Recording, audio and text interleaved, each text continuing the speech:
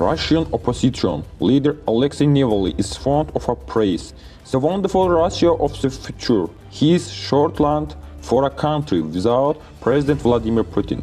But in the year that has passed since the full-scale invasion of Ukraine, Russia has gone back to a dark, repressive past. Over the last 20 months, Putin's government has crushed the remnants of Russia's civil society and president over his country's first military mobilization since World War II.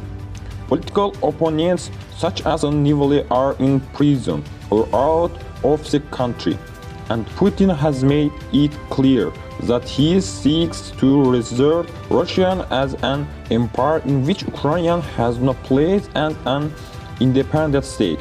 The war in Ukraine drove a bright line under the period of high Putinism at the stage that began with Putin's controversial return to the presidency in 2012.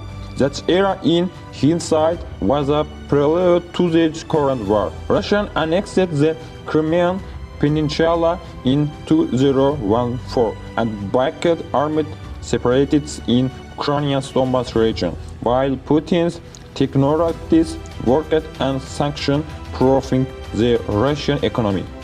Since last February invasion, Putin has shrugged off protests and international sanctions.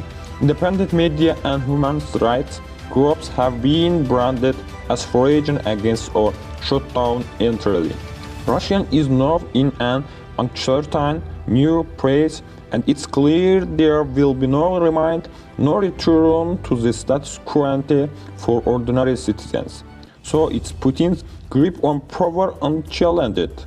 Rumors are now flying inside the country about another wave of mobilization.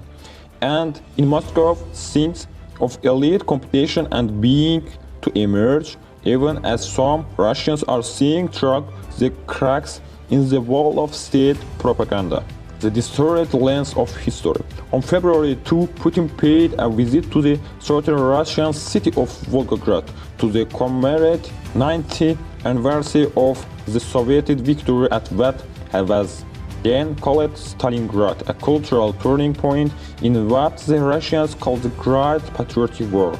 In his speech at a gala concert in Volgograd, Putin made a direct link between the battle of when the momentum shifted on the Eastern Front against Nazi Germany and the war in Ukraine, warning that Russia faced a similar threat from a collective West bent on its destruction. Invoking Stalingrad was a response to Germany's destruction to send Leopard 2 tanks to Ukraine, something Putin complained was unbelievable but true.